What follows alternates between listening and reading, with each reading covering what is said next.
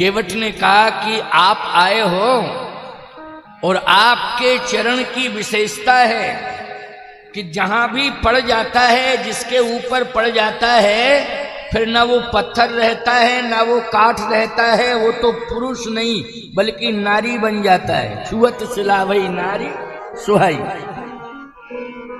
भगवान ने कहा तो तुम्हें क्या दिक्कत है, नारी बन जावे तो क्या परेशानी की बात है। केवट ने कहा एक ही नारी का पालन पोषण करना मुश्किल है, दो दो कौन पाले। क्यों भाई, एक नारी के साथ जिंदगी गुजारते हो तो बोलो ईमानदारी से सही बताना। इतनी परेशानियां कि उम्र बूढ़ा नहीं करती है, परेशानियां बूढ़ा कर देती है। इतनी परेशानी, बहुत परेशानी रहती है। अगर इन्हें परेशानी मिलती है तो ये घर के अंदर है, परेशानी मिलती भी है तो कहाँ है, जल्दी बोलो, घर के अंदर। लेकिन तुम्हें घर से बाहर करती हैं कि कुछ कमा के लाओ, क्या खाएं। अब भागे भागे फिर रहे हो कमाने धमाने के चक्कर में। क्यों, अभी तो केवल पत्नी ही थी, अब बच्चे भी हो गए। अब इनको पढ़ाना है, लिखाना है, फिर मकान बनाना है, फिर बच्चों की शादियां करनी है, नौकरी लगानी है। बोलो भाई, ये सारी बातें आ जाती हैं कि नहीं। अच्छा, ये सारी बातें और सारा विस्तार एक के कारण हुआ, वो है स्त्री, पत्नी, नारी। बोलो, हुई परेशानी एक के कारण। लेकिन ये नहीं करोगे प्यारे तो ये संसार भी नहीं चलेगा, इसकी जरूरत है। ये सब नहीं करोगे, वंश वृद्धि के साथ साथ अपने वंश को सुरक्षित और संरक्षित और शिक्षित यदि नहीं करोगे तो याद रखना फिर ये संसार ही फैल हो जाएगा। क्यों भाई, हो जाएगा कि नहीं। हम वैसी बात नहीं करते हैं। अब इन्हें सुन के तसल्ली हो गई कि महाराज ने अच्छी बात कही। नहीं, पहले तो नाक मुंह सकोड़ रही थी बैठी बैठी, क्या कह रहे हैं ये महाराज, हम ठीक ही कह रहे हैं, गलत नहीं कह रहे। लेकिन परेशानियों को सहो, लेकिन परेशानी दूर करने वाला परमात्मा, उसकी शरण में भी रहो। परेशानी को दूर करने वाला कौन है, परमात्मा है। सुखी मीन सुखी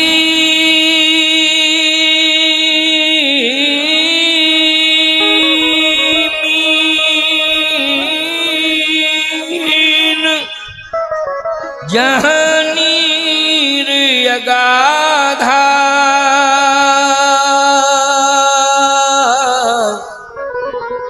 जिम हरि शरण नये कऊ बाधा।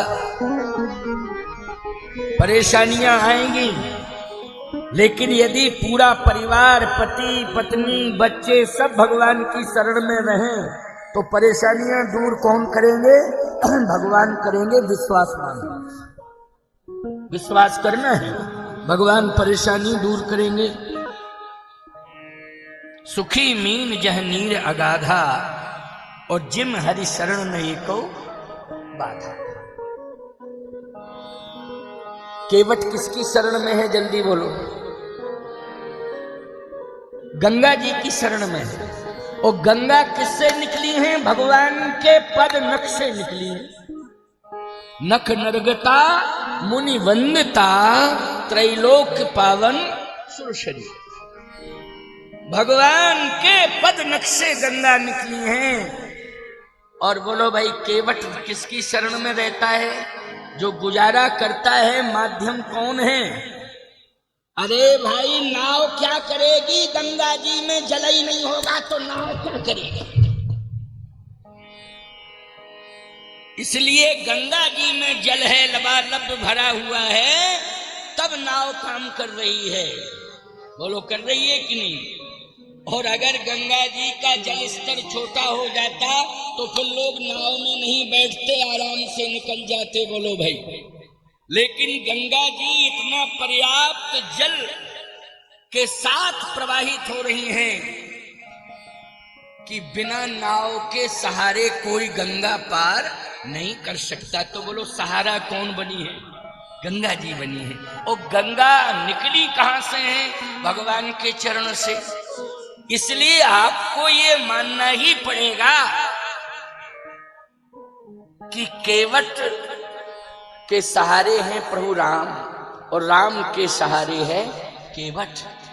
आप कहोगे कैसे केवट के सहारे हैं? क्योंकि बिना नाव के पार नहीं हो रहे तो सहारे हैं कि नहीं हैं? जब बिना नाव के पार ही नहीं हो रहे हैं तो सहारे हैं। लेकिन केवट गंगा के सहारे है और सत्यता तो यह है कि गंगा भगवान के चरणार बिंदों के सहारे है। बिना भगवान के चरण के गंगा का कोई प्रभाव नहीं, कोई अस्तित्व नहीं। इसलिए प्यारे भगवान की शरण में रहो और परिवार सहित रहो। कोशिश करो कि हम बच्चों को जन्म से जैसे होश आवे, थोड़ा सा ज्ञान आवे, तो हम अपने बच्चों को भगवान से जोड़ते रहें, भगवान की भक्ति से जोड़ते रहें। मैं एक बात बताऊं,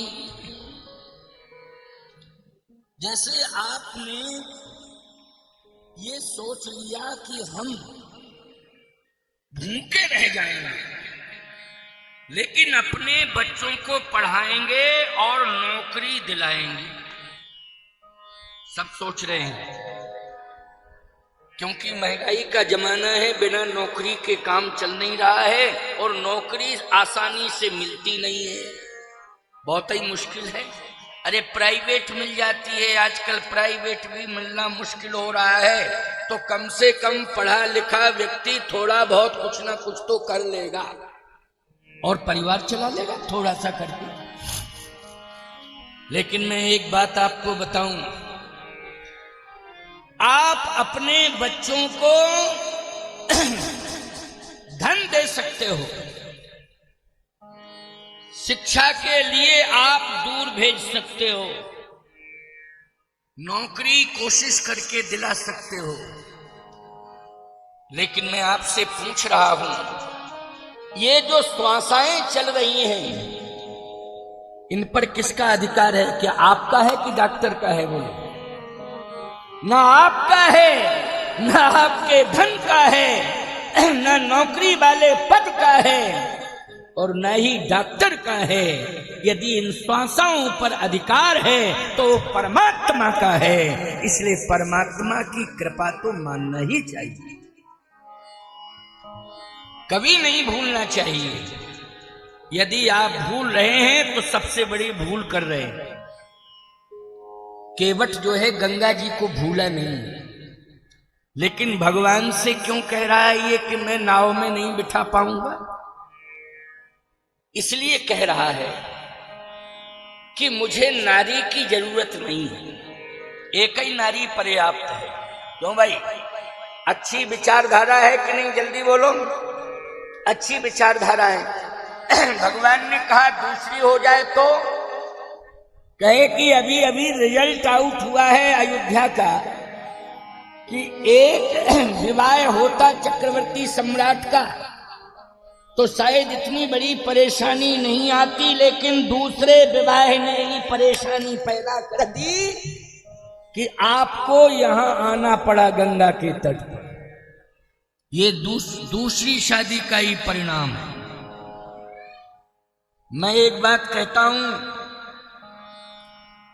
भगवान राम का भी यही संकल्प है कि एक नार व्रती बनो, एक नार व्रती बनो।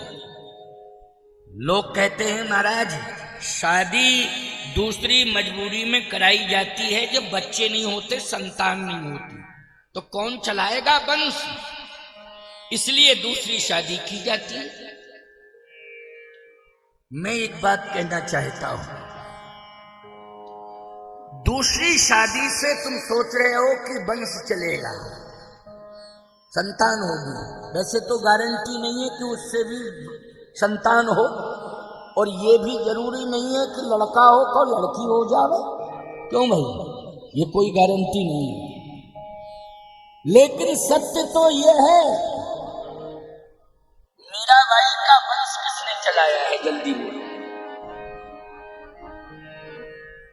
तुलसीदास जी का वंश किसने चलाया है, पूछो जरा, रामायण से पूछो। तुलसीदास जी के कितने बच्चे हुए हैं, बोलो जल्दी। विवाह हुआ कि नहीं हुआ है तुलसीदास जी का, बोलो। उनकी पत्नी का नाम है रत्नावली, बोलो है कि नहीं।